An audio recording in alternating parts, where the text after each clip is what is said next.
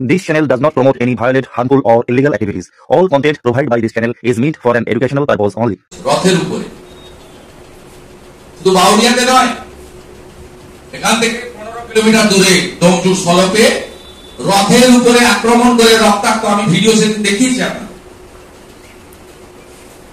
ভিডিওটি দেখবেন আরেকবার। প্রভুর রক্তাক্ত এই বাংলায় কোন হিন্দু মমতা ব্যানার্জির আমলে সেফ নয়। তৃণমূল করতে পারেন, সিপিএম করতে পারেন, অন্য কিছু করতে পারেন, কিছু নাই করতে পারেন। আমি আপনাকে বলে দিলাম, এই জেলাতে শেরপুরে গত বছর 5টা দুর্গা মূর্তি ভেঙেছি।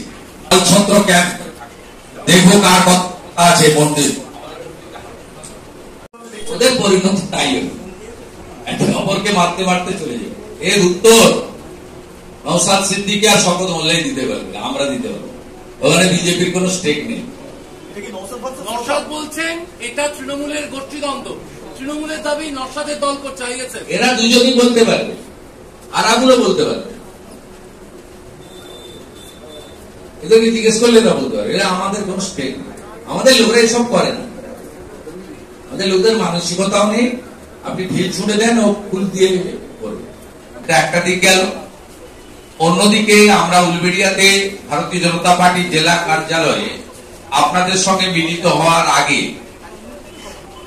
ভারতীয় জনতা পার্টির স্থানীয় মন্ডল সভাপতি রবীন সাধুখা সহ যে 7 জন হিন্দু বীর তারা গ্রেপ্তার হয়ে আছেন, তাদের পরিবারের সঙ্গে মিট করেছি। ক্ষতিগ্রস্ত দোকানদারদের মধ্যে যারা এসেছেন তাদের সঙ্গে মিট করেছি, এবং যে উকিলরা এই মিথ্যা অভিযোগ হিন্দুরা আক্রান্ত, হিন্দু মন্দির ভাঙলেন, হিন্দুদের রক্ত পড়ল, হিন্দু বাচ্চাকে কোপালেন, হিন্দু দোকান বেছে বেছে লুট করলেন, একটাও মুসলিম দোকানে হাত দেয়নি। এরা আনাজ পর্যন্ত লুট করে নিয়ে গেছে। সেই জায়গায় আমাদের লয়ার টিমের সঙ্গে আমরা মিটিং করলাম। সুমন বলে যে 10-12 ঘন্টা অন্তর অন্তর জিজ্ঞাসাবাদের জন্য ডাকা হচ্ছে এবং ফিজিক্যালি টর্চার করা হচ্ছে। এই খবরটা উদ্বেগের। তাই আমি যে লয়াররা দেখছেন বিজেপি লিগ্যাল সেলের রাষ্ট্রবাদী লয়াররা, তাদেরকে পরামর্শ দিয়েছি অবিলম্বে মেডিকেল চেয়ে উলবেড়িয়া কোর্টে একটা পিটিশন করবে, এবং উলবেড়িয়া কোর্টের নাকি পিটিশন দিলেও রিসিভ করা হয় না। আমি বলেছি আপনারা মেলে দেন স্ত্রীকে, তারপরে যা করার করব, রাস্তা আছে। দ্বিতীয়ত, আমি স্থানীয় নেতৃত্বের ফোন থেকে ওখানকার ওসি যিনি আছেন বাউরিয়া মিস্টার সুমন্ত দাস, তার সঙ্গে কথা বললাম। আপনারা রেপিস্টদেরকে ধরতে পারেন না, আর এই সুমনের উপর টর্চার হচ্ছে, এটা আমার কথা। আমি ওনাকে বলেছি, উনি অস্বীকার করছেন যে ওনার নোটিশে নেই। আমি বললাম এই কেসের আইও আছেন একজন, শাহজাহান বলে এসআই। আমি ওসিকে বলেছি, দেখুন মুঘল পাঠান আমলে শাহজাহান ছিল, সেই শাহজাহানদের রাজত্ব এখন নেই।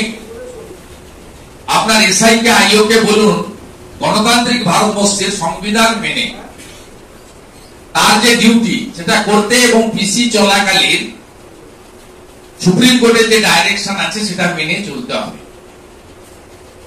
তিনি বা তার পার্ষদরা সুমনদের রোহিতদেরকে পেটাবেন, আর আমরা চুপ করে বসে দেখবো, দুটো কাজ একসঙ্গে হবে না। হায়ার কোর্টে আমরা যাব।